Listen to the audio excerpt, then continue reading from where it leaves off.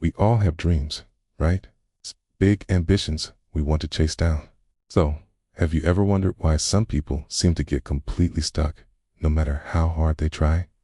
They've got the talent, they've got the ideas, but year after year, they're in the exact same spot, watching everyone else fly by. Well, it often boils down to a few deep-seated psychological profiles that act like invisible barriers to success. These aren't just bad habits. They are entire ways of thinking that are practically guaranteed to hold you back. They are the self-sabotaging traits that can completely derail your future if you do unsee them for what they are. Today, we'll be breaking down the 5 most common types of individuals that studies show are almost guaranteed to prevent personal achievement. You'll learn to spot these traits in yourself and others, so you can finally break the patterns and build the future you actually want. Knowing what asterisk, not asterisk to do is just as important as knowing what to do. Let's get into it. First up, a profile you've almost certainly encountered, the chronic victim.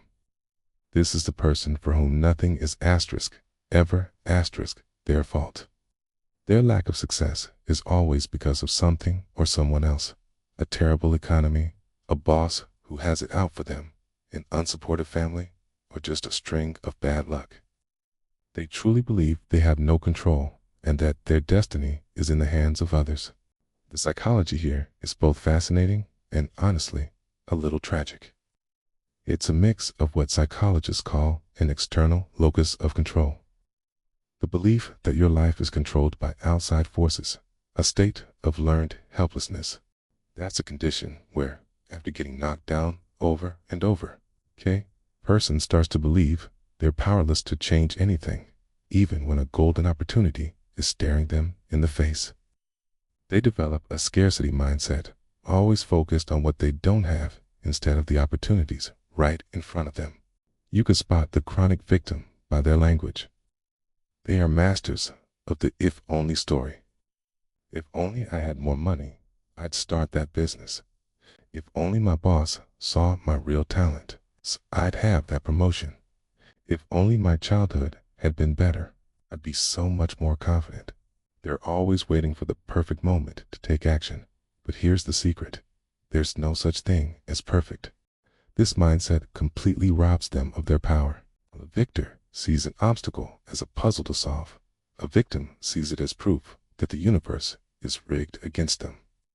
This creates a vicious cycle. By refusing to take responsibility, they don't take the actions needed to create opportunities, which just reinforces their belief that they're helpless. The long-term effects are devastating, leading to chronic stress, anxiety, and a total shutdown of personal growth. They become so trapped in the story of how they've been wronged that they miss every chance to write a new one. Next on the list is a profile that's heartbreaking because it's so full of wasted potential. The self-doubter. This individual is defined by a core psychological trait called low self-efficacy, an idea first introduced by psychologist Albert Bandura. Self-efficacy isn't your self-esteem. It's your belief in your own ability to succeed at an specific task. It's the confidence that you can actually do what it takes to reach a goal. People with low self-efficacy can be incredibly smart and talented, but they're crippled by a nagging inner voice that insists, I can't do this. And let's be clear, this isn't humility. It's a deep-seated doubt that becomes a powerful, self-fulfilling prophecy.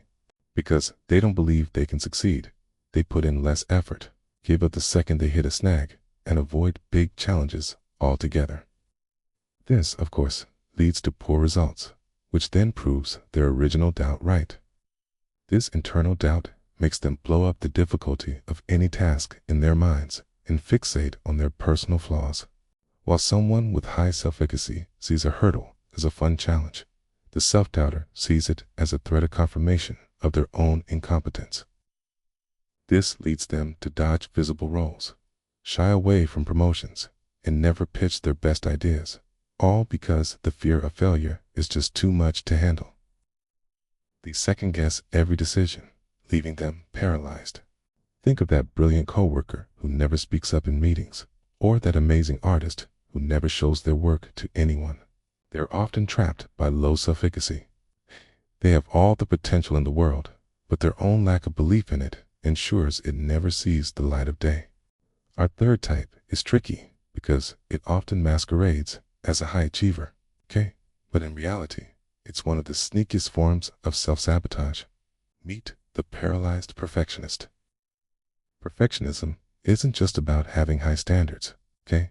It's about setting impossibly high standards and then tying your entire self-worth to meeting them. For the perfectionist, anything less than flawless isn't a simple mistake. It's a catastrophe that proves they are fundamentally unworthy. This mindset is often rooted in a deep-seated fear. Psychologists suggest it's a defense mechanism, sometimes starting in a childhood where love and approval were only given for flawless performance. The perfectionist thinks that if they can just produce something perfect, they can avoid being judged, criticized, or feeling inadequate. The problem? Perfection is an illusion. It doesn't exist. So, what does the perfectionist do? They procrastinate. But this isn't the procrastination of laziness. It's procrastination born from pure terror. The fear of creating something that is not 100% perfect is so overwhelming that they put off even starting, till they get stuck in analysis paralysis, spending weeks researching and planning, but never actually doing. They tell themselves they're just being thorough, but what they're really doing is hiding from the possibility of imperfection. Research shows this desperate need for flawlessness actually leads to more anxiety and less focus.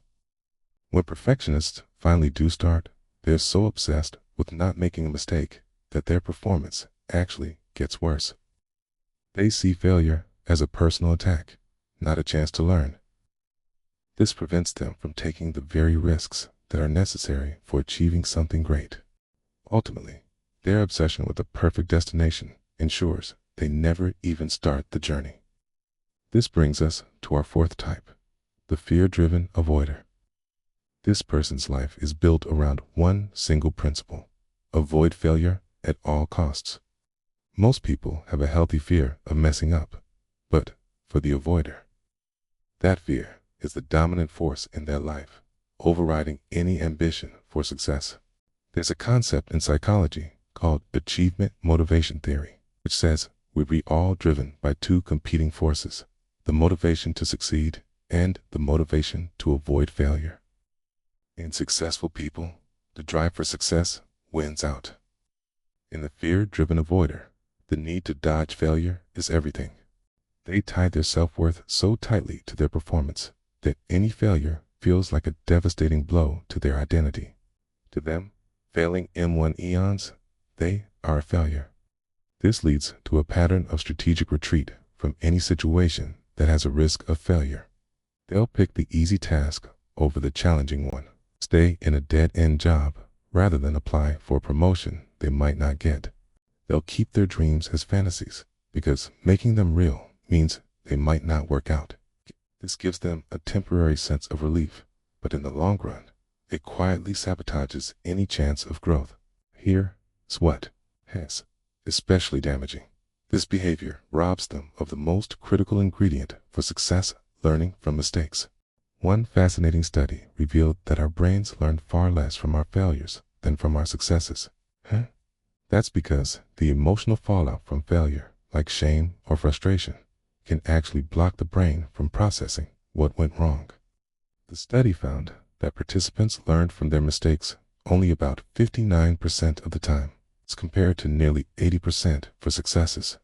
For the fear-driven avoider, that learning gap is even wider. They're so busy protecting their ego that they never build resilience.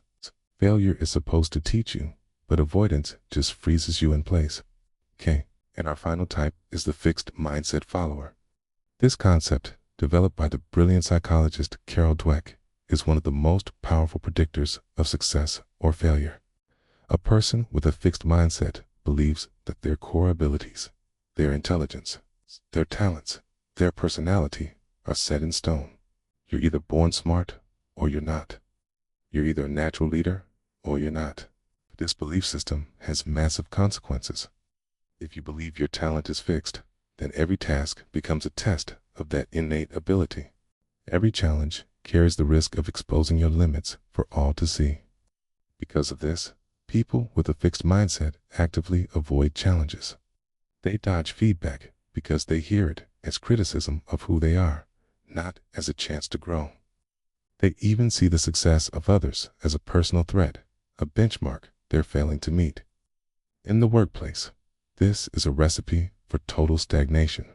Someone with a fixed mindset will stick to what they know, turn down new responsibilities, and resist learning new skills. Why bother if your abilities can't change anyway?